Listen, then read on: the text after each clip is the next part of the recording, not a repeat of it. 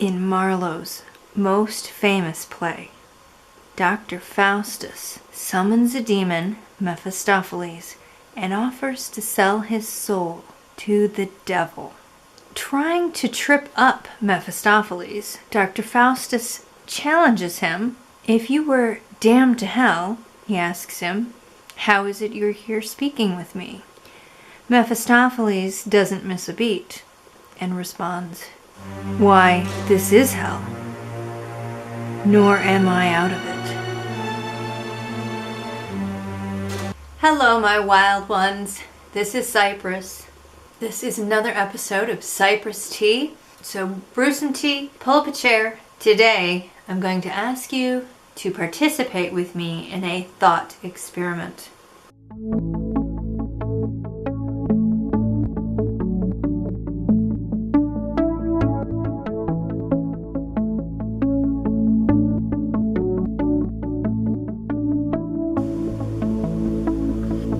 You've heard the phrase, life is hell.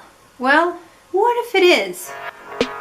What if this is hell?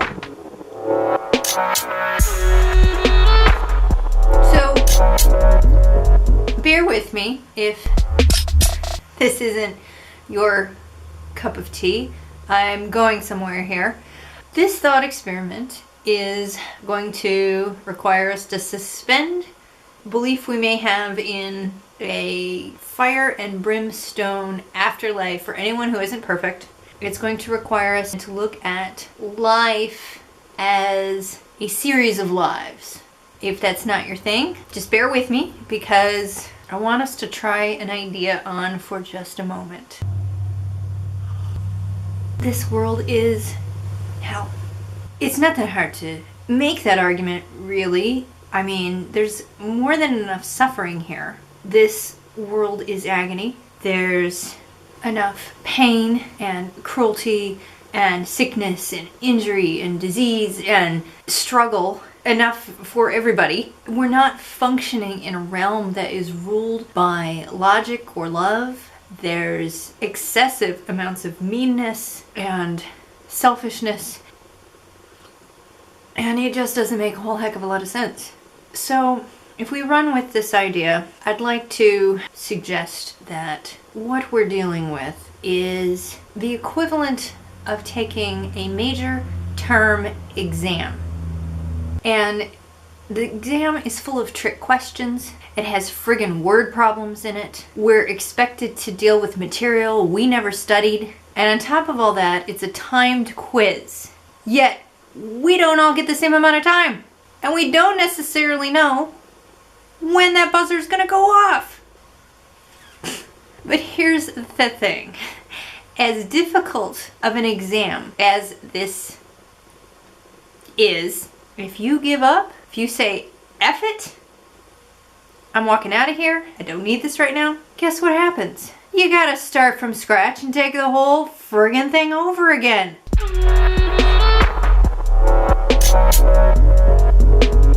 If you have to keep retaking the same exam over and over and over again until you get it right, until you pass, it turns into some kind of giant diabolical Groundhog Day. That is a nightmare. That is a hellscape, a hell loop.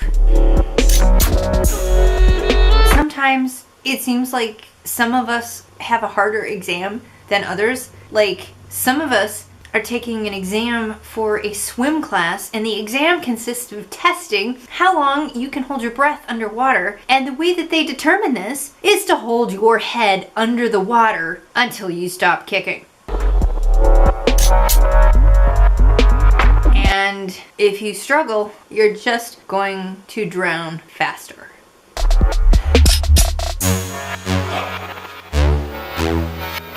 Folks, tonight I am sipping on Earl Grey. I figured we needed serious tea for a serious discussion.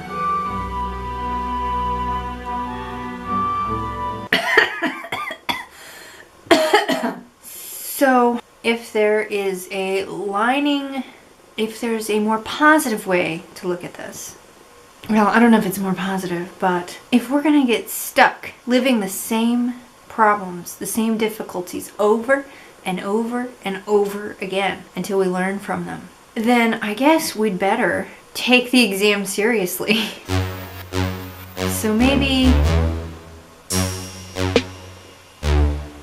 do the best you can on the exam. Don't walk out and quit. Don't waste all your time doodling in the margins, because the idea of condemning my future self to a redo is horrifying. I've got 4 decades of this exam under my belt. How I'm doing on it, I don't know. But the thought that I might have to relive all of that suffering, all of the tortures, the idea of forcing my future self to relive all those years of difficulty. Hello.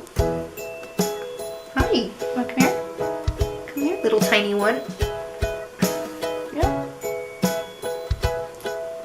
No. Beep, beep, beep.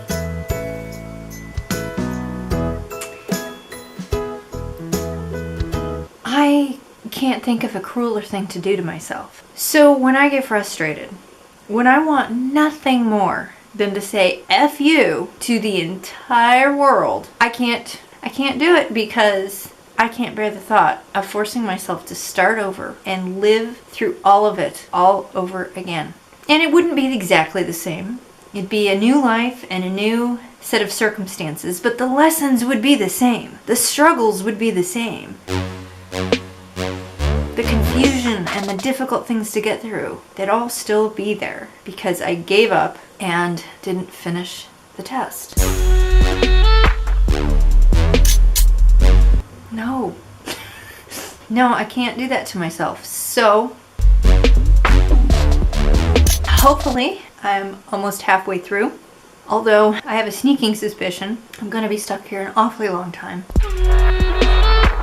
And hopefully, it will continue to improve. Hopefully, I've been learning what I need to learn, and I'm not going to have to spend every single decade of my life on the hard part of the exam.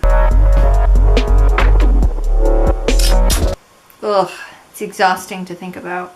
So, I don't know if there's a message here in this thought experiment, but I think this is a metaphor or a way of looking at the world that helps me to feel like there is some reason, some purpose to slogging through how hard this is. And if I can spare a future version of myself the agony that I've experienced in this life, well, then that's what I'm going to do. Because quitting the exam won't solve anything. I can't level up, can't go to the next class until I've passed this one. I'm not sure if this is helping or if this is more depressing. What do you think? Am I depressing the heck out of you right now, or is this helping a little bit? Is this entertaining a little bit? I don't know. But this is the thing that helps me make sense of the struggle and gives me a reason to endure it. And while there is chance that life will get easier as I keep going, there's also a chance it'll continue to just suck, because it does sometimes. And hi.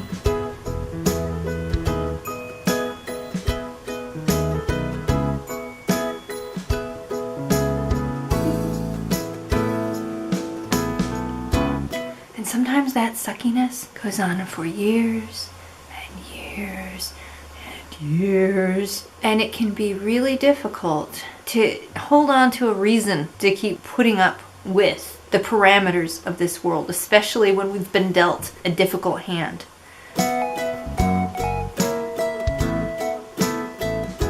And so for me, if nothing else, the idea that I might spare a future version of myself some measure of agony, then I'm going to do it. There is a possibility that in another life, it might not be so hard. But to get there, I've got to get through this one.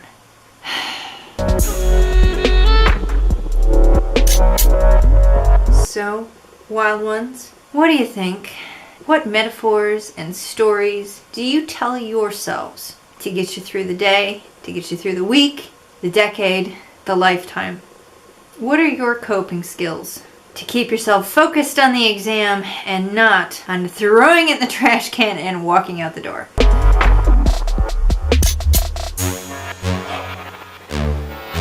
If there's good news in any of this, if we're gonna keep going with this metaphor that this is hell, it is timed. There's only so long that we have to do this. It is not an eternity, unless we're really bad test takers and we continually don't learn.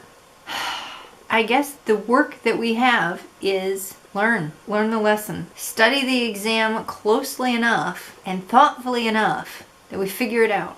Because living in a Groundhog Day, constant revolving of the same life lessons over and over and over again through the millennia, that would be an eternal hell. So, here's to personal introspection.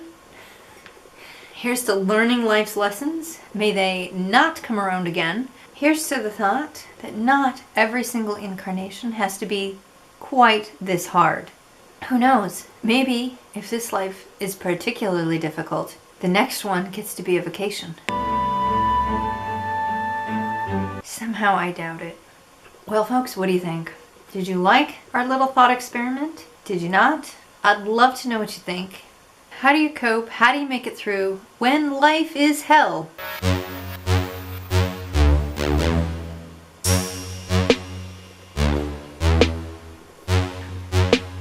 I guess we're all in this together. Personally, I'm particularly tired of this exam.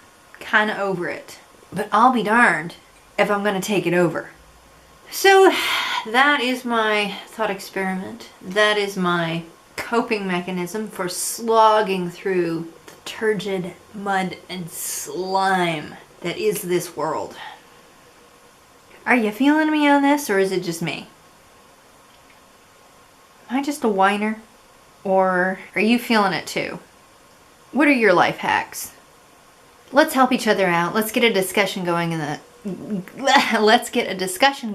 in the comments below. Give it a thumbs up. Subscribe to stay close to the wild. Keep track of me in between videos on Facebook and Instagram. Thank you so much for joining me for a cup of tea. I appreciate our time hanging out together. Folks, I hope this wasn't too depressing, so thanks for sticking with me. Thanks for watching the video. Thanks for having a cup of tea with me. And until the next video, keep it wild.